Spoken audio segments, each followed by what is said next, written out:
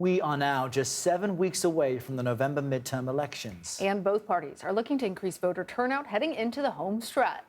For Republicans, they're honing in on issues with the economy. Democrats are working to boost election transparency prior to all those voters heading to the polls. As a result, Senate Majority Leader Chuck Schumer says the so-called DISCLOSE Act will likely head to a vote later this week. Here you see President Biden campaigning for the passage of that bill before he left for the UN General Assembly in New York today. He is expected to quickly sign the legislation into law if it passes later this week. CBS News correspondent Caitlin Huey-Burns joins us now. She's hosting Red and Blue tonight and can discuss this bill and if it passes, what that would mean. Caitlin, always great to see you. What exactly does the DISCLOSE Act do, and what are the real chances that it will pass?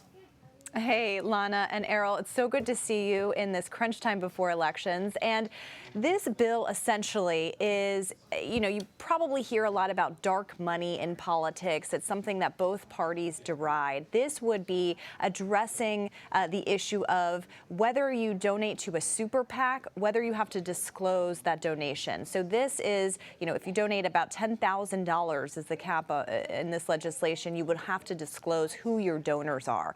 This is something that Democrats know it's going to be difficult to get the necessary number of Republicans on board.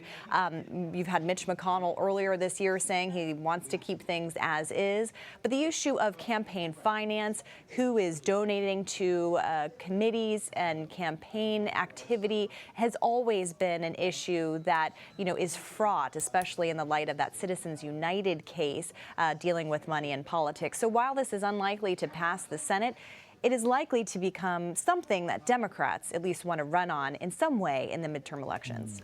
So, Caitlin, the House is slated to vote on efforts to reform the electoral count system. What can you tell us about that?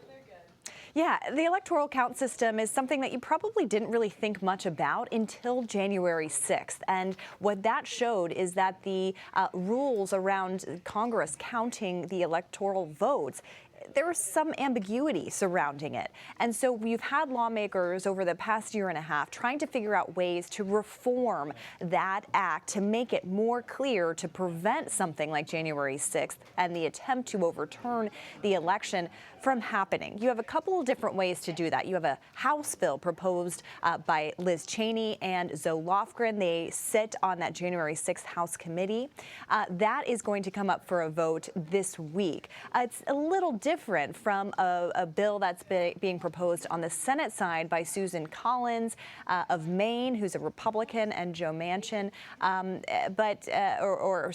other lawmakers involved in that. There are some differences there. The House bill isn't likely to be taken up by the Senate. The differences are too vast.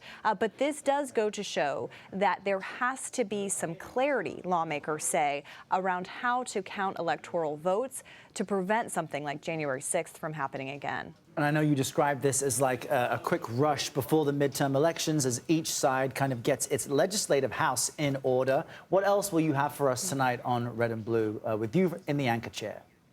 Well, another issue that we've all been following closely is this issue of Mar-a-Lago and the documents and the FBI search and the special master, a term we've all been very familiar with. But, there are so many investigations going on that even someone that follows this, I have trouble keeping track. So lucky for us, we have Scott MacFarlane and Bob Costa, who have been following every increment of these investigations to kind of break this all down for us and what it means politically.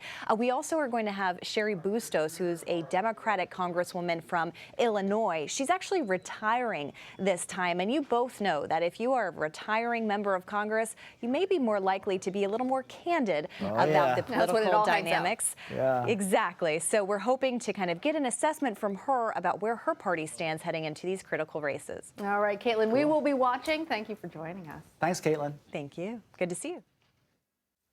And a reminder, you can stream the day's political news on Red and Blue tonight starting at 5 p.m. Eastern.